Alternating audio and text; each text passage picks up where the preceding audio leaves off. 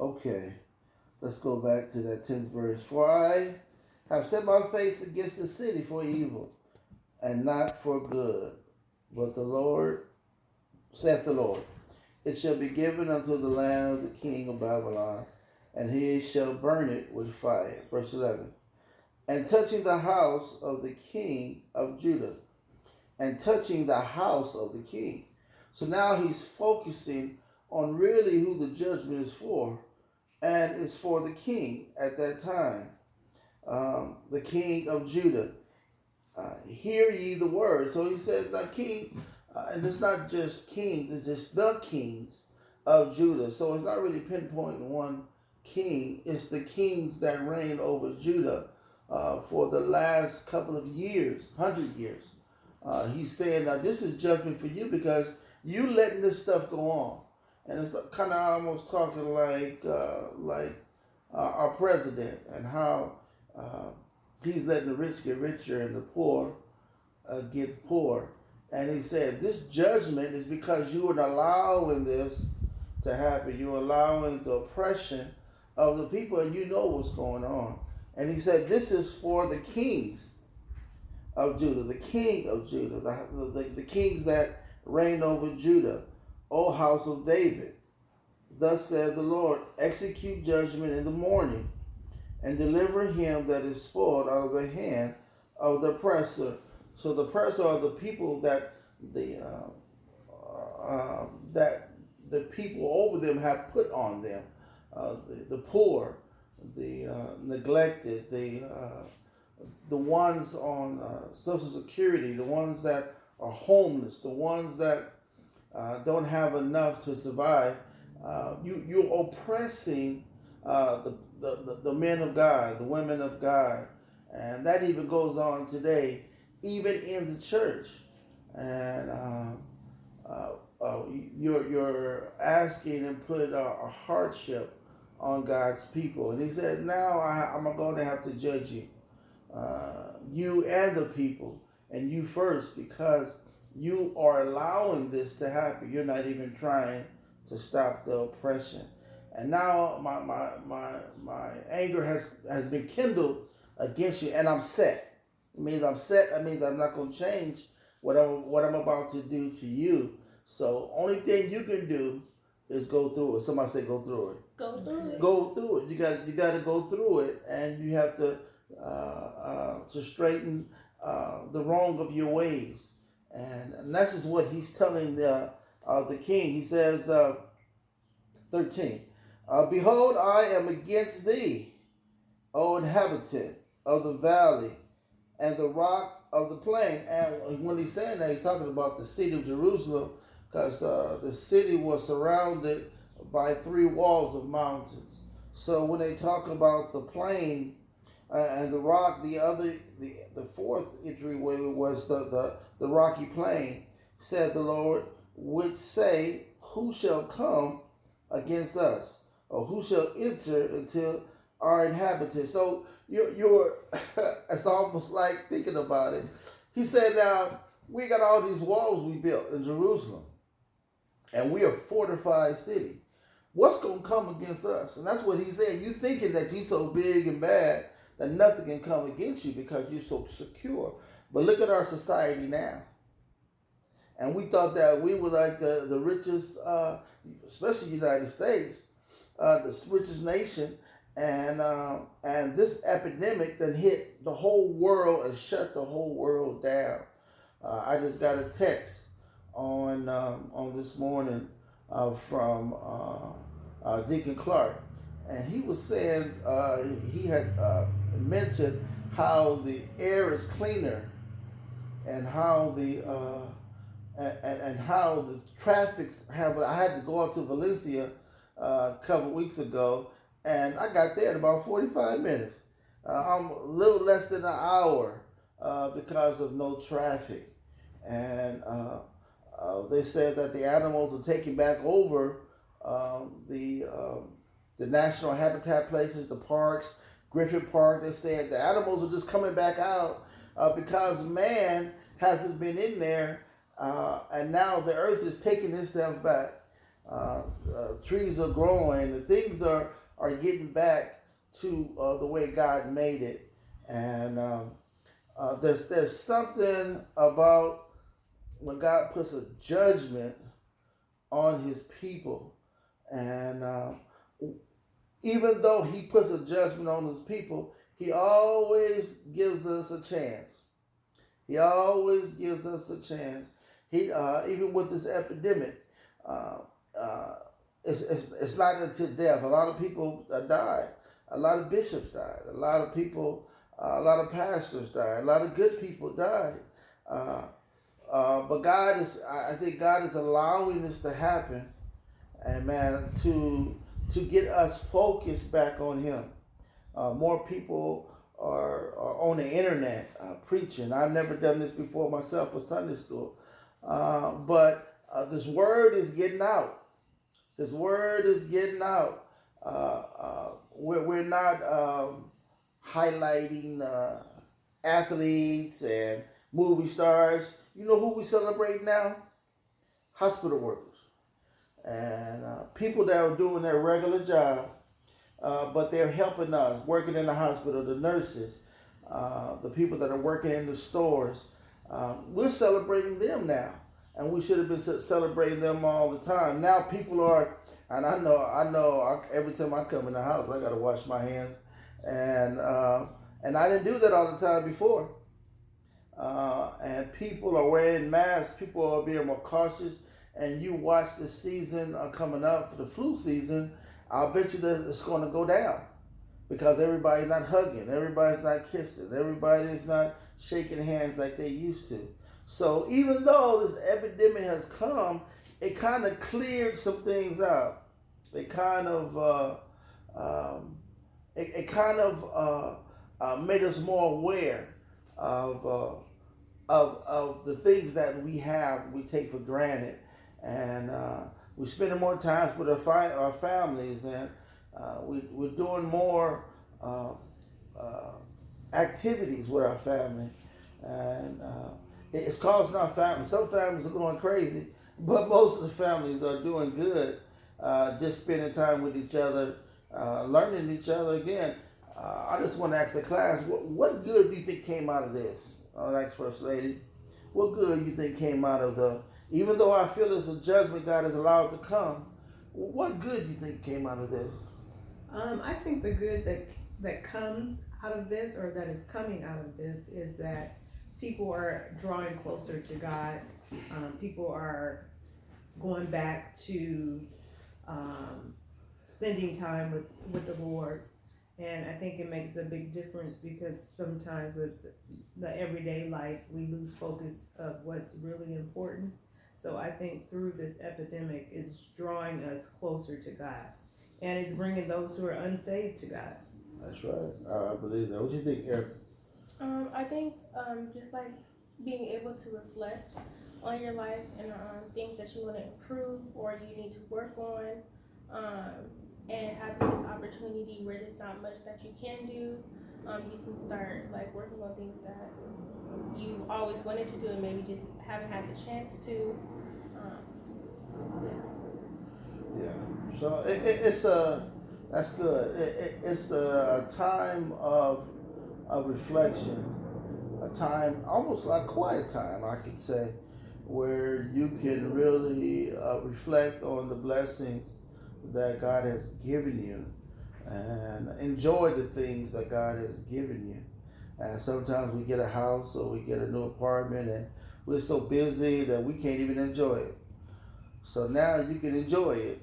You can walk around. You can see what it looks like in the daytime and when the ones that work all day. So it's important that we see the good that comes out of this because God is in it. If God is in it, then blessings are in it. And I believe that God is faithful. And when He sends something, He reigns on the just and the unjust. Blessings, and sometimes we befall when He puts a judgment on the land. But He has provided for us while we go through that. I haven't missed a meal, and the Lord has really blessed me even in this. what's going on. So let's read this last verse and then we're going to conclude. But I will punish you according to the fruit of your doing. What is the fruit of your doing? He said, but I will punish you, talking to the kings. I will punish you for the fruit of your doing. What is it doing? Fruit of your doing. Like your words, your actions, like the fruit. When I think of the fruit, I think of the spirits of the fruit. But like when you have fruit that goes against those fruit or doesn't align, and then you're like practicing those kind of bad fruits. I believe that's what he's talking Okay, okay. What you think, First Lady? So along with what Erica was saying, which is a good point. So they were producing fruit, but all fruit is not good fruit. Mm-hmm. So the harvest of what they were doing was producing bad fruit. So I think that's what they were talking about. So, no, that's right. That's right. You good? mm-hmm. So a fruit is something that is produced by you, and he said the fruits of your doing. So if you plant by bad seed, you're gonna get a bad harvest. So he says, based on what you've been doing, you've been producing. That's what I'm gonna judge you based on what you did and what you allowed to happen. And ignorance of the law is no excuse. That's what they said when I was taking driver's course. When I got a ticket and had to go take a class, they said the ignorance of the law is no excuse.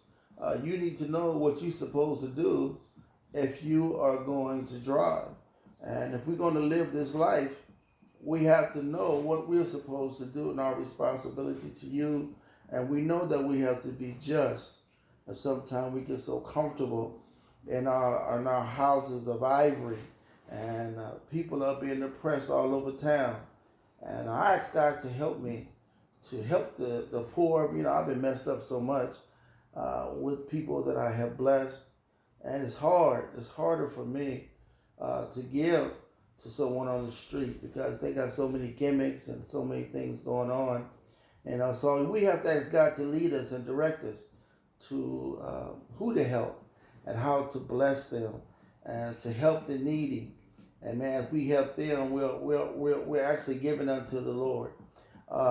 He says, and I will kindle a fire in the forest thereof, and to devour all the things thereof. I mean, everything's going to be destroyed. Everything that you have done, all the things that you think you accomplished. There are people now who have all these cars, and I heard it on TV the other day. They said they got all these cars, and they got nowhere to go. You know, they got all these jewelry and foxes and furs, and got nobody to see it. So it shuts everybody down. You got people with skybox seats, they can't use them, and you got people that pay all this money for their clothes and can't nobody see them. So let's not get caught up in the things of this world, because we're going to be judged when we oppress, the ones that are less fortunate, and climbing up the back of somebody else so that we may prosper is wrong. And I think the Lord is showing us now. He's bringing everybody down and humbling them. So we can't never get comfortable. And I think that's what was happening here. The people were getting comfortable, and they were just living their lives, not even living like God was looking. But God was taking count. He was taking notes. And he was seeing what they were doing. And he tolerated for so long. And then he cut them off. Amen. But God is a just God. He gave them chance after chance. And chance after chance. And the lesson is practice justice in our lives. Practice justice. And there was a question at the end that I wanted to ask. What does God's anger about injustice communicate to us about how we should view oppression? I'm gonna say it one more time.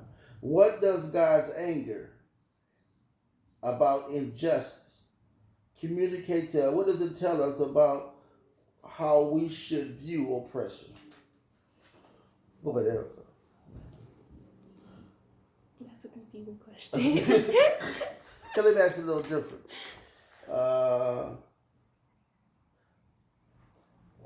God has showed his anger on the injustice of the people back then, and this is our lesson. So he showed his anger, and by him showing his anger, he caused the people to be taken into captivity.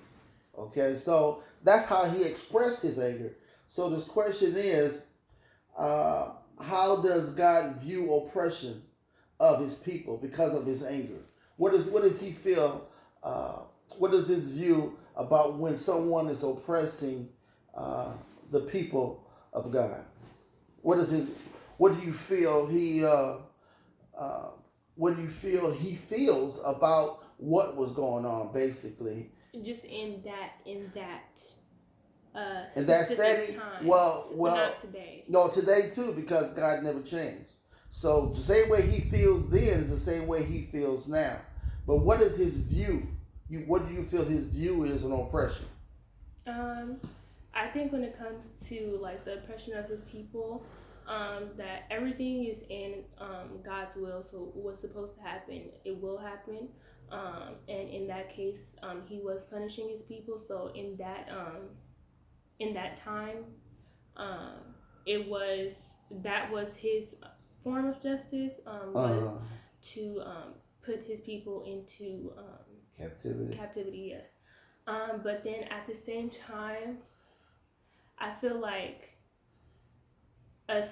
today in society, even though like a lot of different types of people, a lot of groups of people, they are oppressed. Sometimes I don't always think that it's actually God's actually putting people over certain groups. I don't think it's always like that. Because when you think of like slavery, and when you think of like men and women in society, like women not having like as equal opportunities so far as like jobs and stuff, I don't think like God, he was punishing those groups of people. I think that sometimes just people in society are corrupt. Well, he's not punishing. I think you talking about the people that's over the people of slavery, the ones that were putting people in slavery? Mm-hmm. Yeah. Or like in just the people in itself. Like, I don't think God was like, black people are doing so much wrong. They need to be oppressed. No. But it's actually the reverse. He was upset, and even the Bible talks about